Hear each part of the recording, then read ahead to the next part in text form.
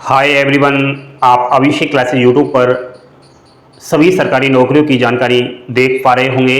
अगर आप चैनल पर पहली बार आए हो तो अपने आप को खुशनसीब समझो, क्योंकि आपको अब झूठी अफवाहें नहीं मिलेगी और एक बेहतरीन इन्फॉर्मेशन मिलेगी यदि आप एक सरकारी नौकरी लेना चाहते हो तो।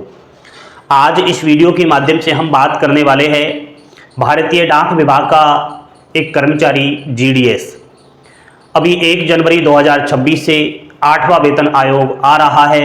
सभी सरकारी नौकरी वालों की सैलरी में काफ़ी बढ़ोतरी होने वाली है। सवाल हमेशा से खड़ा होता है कि सर GDS को क्या 8वें वेतन आयोग में शामिल किया जाएगा? यदि किया जाएगा तो कितनी सैलरी बढ़ेगी? पहले से GDS कर्मचारी भारत देश में लगभग 3 लाख प्लस है और वो अपनी सैलरी को लेकर के हमेशा डिप्रेशन परेशान नज़र आता है। इस वीडियो को पूरा देखना, मिस नहीं करना। आप लोगों की मांग पर ही कहीं ना कहीं इस वीडियो को मैंने यहाँ पर लिया है, तो वोट पर थोड़ा ध्यान देना, अच्छे से समझा रहा हूँ। साथियों, 8वें वेतन आयोग में GDS को शामिल नहीं किया जाएगा, ये पहले ही मैं क्लियर कर देता हूँ। सच हमेशा कड़वा होता है। हो सकता है आपको ये कड़वा लगे, लेकिन वो कहते हैं ना कि जब बुखार आता है, जब हमारी बॉडी में पेन होता है, दर्द होता है, तो हम टैबलेट लेते हैं। टैबलेट लेते वक्त यहाँ से और गले तक जाती है तो बड़ी ही कड़वी लगती है, लेकिन जैसे ही वो गले से और पेट में उतर जाती है तो वो टैबलेट कड़वी नहीं लगती। लेकिन फ़ायदे कितने होते हैं आपका, जैसे ही वो टैबलेट पेट में चला गया, सारा दर्द खत्म हो गया, ठीक है, सारा आपका जो बुखार था वो बिल्कुल निकल गया। इस तरीके से ये जो मेरी बात है ना, थोड़ी देर के लिए कड़वी लग सकती है, लेकिन बाद में आपको ये मीठी लगेगी, क्योंकि दुनिया है ये अफवाहें फैला रही है। वैसे GDS को 8वां वेतन आयोग में पता नहीं कितनी कितनी सैलरी दे रही है, बताओ आप। तो सुनो मेरी बात, ये मेन हेडलाइन है, आप चाहे इसको कहीं पर भी शेयर कर देना। मैं हमेशा सच बोलता हूं कि 8वें वेतन आयोग में GDS को शामिल नहीं किया जाएगा। तो सर सैलरी फिर नहीं बढ़ेगी, इसका मतलब बढ़ेगी, टेंशन मत करो। सुनो मेरी बात। अब सर आपने कहा कि 8वें वेतन आयोग में GDS को शामिल नहीं किया जाएगा, तो कारण क्या है? वो कारण तो बताइए, सारा स्पष्टीकरण कीजिए। साथियों, केंद्र सरकार ने स्पष्ट कर दिया है, बिल्कुल स्पष्ट कर दिया है कि GDS को 8वें वेतन आयोग में शामिल नहीं किया जाएगा। कैसे? क्योंकि सरकार की आधिकारिक नीति के अनुसार GDS कर्मचारी नियमित सरकारी सेवा का हिस्सा नहीं माने जाते। आप सबको पता होगा GDS को नियमित सरकारी सेवा का हिस्सा अभी तक नहीं दिया गया है। क्यों? समझे। GDS को एक्स्ट्रा डिपार्टमेंटल एम्प्लॉइज का दर्जा प्राप्त है। हालांकि GDS विभाग से जुड़े हुए हैं, ऐसा नहीं कि बाहर है, वो इंडिया पोस्ट ऑफिस जो है विभाग से जुड़े हैं, लेकिन वो एक्स्ट्रा डिपार्टमेंटल एम्प्लॉइज है, लेकिन रेगुलर गवर्नमेंट एम्प्लॉइज की श्रेणी में वो नहीं आते। अब यही कारण है कि सरकार की आधिकारिक नीतियों में नहीं है, यानी GDS नियमित सरकारी सेवा का हिस्सा नहीं माने जाते। साथियों, GDS के काम के घंटे नियमित सरकारी कर्मचारियों की तरह 8 घंटे नहीं होते हैं। आप सबको पता होगा GDS का ड्यूटी टाइम कितना है, नियमित कर्मचारियों का कितना है। कार्य फिक्स्ड लिमिटेड यानी 3 से 5 घंटे प्रतिदिन होता है भाई GDS का, और एक रेगुलर एम्प्लॉइज का लगभग 7 से 8 घंटे काम होता है। अगली बात, फुल टाइम नौकरी नहीं है, इसलिए रेगुलर स्टेटस GDS को प्राप्त नहीं है। रेगुलर कर्मचारियों पर CSC यानी कि सेंट्रल सिविल सर्विसेज रूल्स लागू होते हैं, जबकि GDS पर GDS conduct and engagement rules लागू होते हैं। GDS आज तक ब्रिटिश कालीन असंवैधानिक रूल से बाहर नहीं निकला है। रूल 3 इतना खतरनाक है, GDS को आज तक वो प्राप्त दर्जा नहीं मिला जो मिलना चाहिए। हकीकत अगर देखी जाए तो ये रूल के दायरों में आकर GDS फंस चुका है। ये ऐसा जाल है, जब तक इन रूल को खत्म नहीं किया जाएगा तब तक GDS को नियमित सरकारी सेवा का हिस्सा नहीं मिलेगा।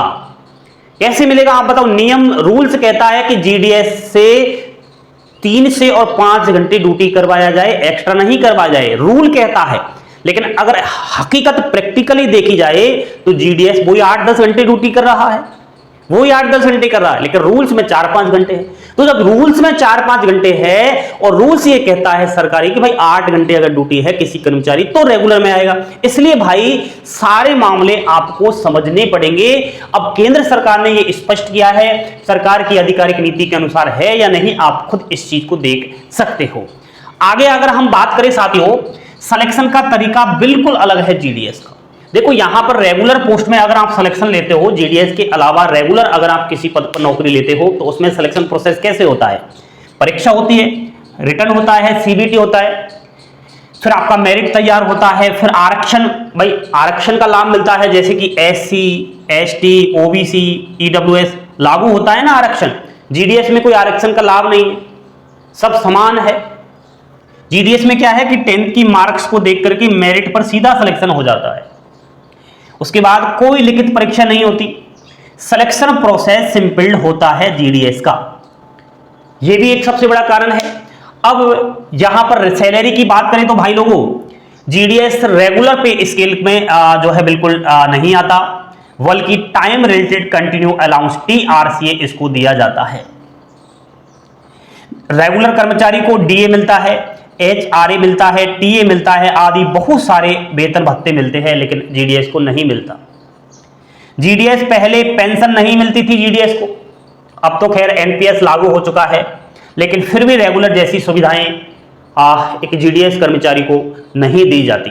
साथियों प्रमोशन लिमिटेड है, वैकेंसी पर डिपेंड करता है, आपकी वैकेंसी आएंगी तो प्रमोशन होगा, लिमिटेड प्रमोशन है, बहुत कम चांसेस प्रमोशन के होते हैं।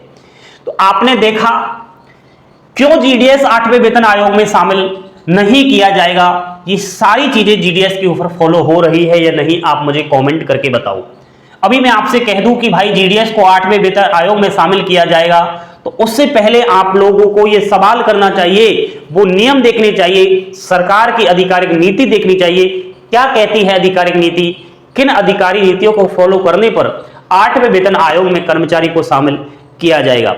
सर ठीक है, हमने ये चीज मान ली है कि आपने जो कहा सही कहा, तो फिर इसका मतलब साफ है जीडीएस की सैलरी नहीं बढ़ेगी। इसके लिए साथियों सबसे पहले आपके सवाल का जवाब दूं, 8th सेंट्रल पे आयोग में शामिल नहीं किया जाएगा। अब सैलरी की बात करते हैं जीडीएस की। देखो अब से पहले बहुत सारे वेतन आयोग आए हैं, अभी वर्तमान में 7वां वेतन आयोग चल रहा है, इससे पहले 6वां था, उससे भी पहले 5वां था।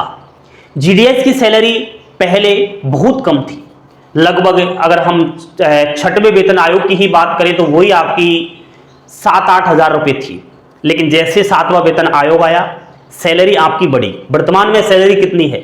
बीपीएम का जो टीआरसी है वो 12,000 रुपये है, प्लस इसमें महंगाई भत्ता और है। एबीपीएम और डाक सेवक का टीआरसी 10,000 रुपये है, प्लस आपका महंगाई भत्ता है, तो बड़ा है ना। 7वां वेतन आयोग आया है तो जीडीएस की सैलरी, जी सर बड़ी है। कैसे बड़ी है? जब 7वें वेतन आयोग में जीडीएस को शामिल ही नहीं किया गया तो सैलरी बढ़ी कैसे? तो फिर तो 8वां वेतन आयोग जो आ रहा है इसमें भी सैलरी बढ़ सकती है। बिल्कुल साथियों आपने बात सही पकड़ी।